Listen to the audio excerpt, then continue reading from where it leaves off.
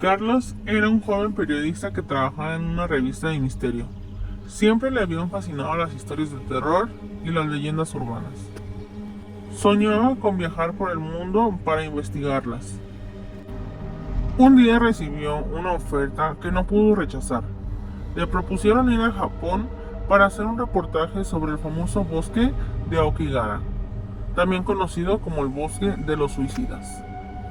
Según la leyenda, el bosque de Aokigahara era un lugar maldito, donde los espíritus de los muertos vagaban sin descanso. Muchas personas se adentraban en él con la intención de quitarse la vida, y sus cuerpos quedaban colgados de los árboles o escondidos entre la vegetación. Carlos estaba decidido a averiguar la verdad sobre ese lugar, y se preparó para su viaje con entusiasmo. Llegó a Tokio y tomó un tren hasta la ciudad de Fukushima, donde alquiló un coche para dirigirse al bosque. Antes de entrar, se detuvo en una tienda cercana a comprar provisiones y una brújula. El dependiente le miró con curiosidad y le preguntó si iba a visitar el bosque. Carlos afirmó y le explicó que era periodista y que quería hacer un reportaje.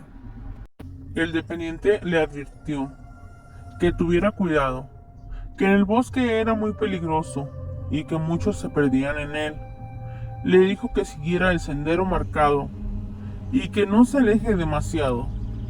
Carlos le agradeció el consejo y se despidió. Entró en el bosque con su mochila, su cámara y su grabadora.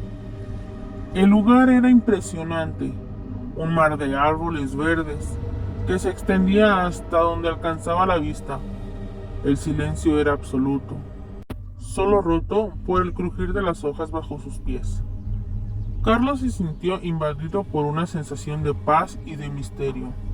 Siguió el sendero durante un rato, tomando fotos y grabando sus impresiones.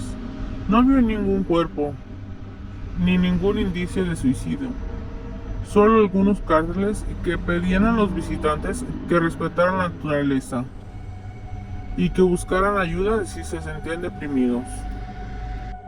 Carlos pensó que quizá la leyenda era exagerada o que las autoridades limpiaban el bosque con frecuencia. Decidió adentrarse más en el bosque, siguiendo su brújula. Quería encontrar algo más interesante para su reportaje. Algo que demostrara que en el bosque era realmente un lugar sobrenatural. Se internó entre los árboles, alejándose del sendero. Caminó durante media hora sin encontrar nada fuera de lo común. Se detuvo a beber agua y a revisar su cámara. De repente, escuchó un ruido detrás de él. Se giró y vio una figura colgada de una rama. Era un hombre joven, vestido con un traje negro. Tenía una cuerda alrededor del cuello y los ojos abiertos y vidriosos. Carlos se quedó paralizado por el horror. Era el primer cadáver que veía en su vida. Se acercó lentamente al cuerpo, con la intención de tomar una foto. Cuando estuvo a pocos metros, el hombre abrió la boca y emitió un grito desgarrador. Carlos retrocedió asustado y tropezó con una raíz. Cayó al suelo y soltó la cámara. El hombre seguía gritando, como si le doliera algo. Carlos se levantó y se echó a correr, sin saber hacia dónde iba. Corrió sin rumbo por el bosque, tratando de alejarse del cadáver viviente. No sabía si estaba alucinando o si el bosque estaba embrujado. Él solo quería salir de allí cuanto antes. Pero Carlos, cuanto más corría, más se adentraba en el laberinto verde. Los árboles parecían iguales. No había ningún camino ni ninguna señal. Carlos empezó a sentirse desorientado y agotado. Se detuvo a respirar y miró su brújula. La aguja giraba sin sentido, como si hubiera perdido el norte. Carlos sintió pánico. Estaba perdido en el bosque de los suicidas. Recordó lo que había dicho el dependiente, que no se alejara del sendero marcado. Se arrepintió de haber sido tan imprudente. Sin pensarlo, volvió sobre sus pasos para poder encontrar el sendero, pero no la veía por ningún lado. Empezó a ponerse nervioso. Miraba para todos lados y creía ver cadáveres colgados de los árboles, pero no estaba seguro. Empezó a oscurecer cuando de repente adelante suyo había una pequeña cabaña. Seguro tendrá víveres, pensó, y se adentró. Ya era de noche cuando empezó a bajar la temperatura y tenía mucho frío.